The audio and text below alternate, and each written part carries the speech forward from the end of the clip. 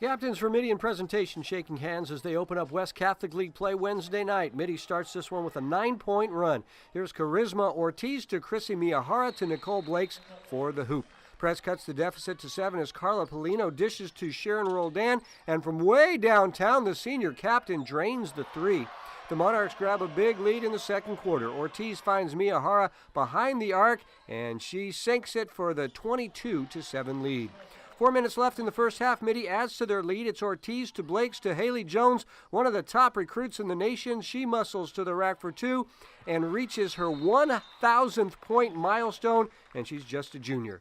The Monarchs moving the ball well in the second half. Here's Jones to Miyahara to Charisma for 2 and 1.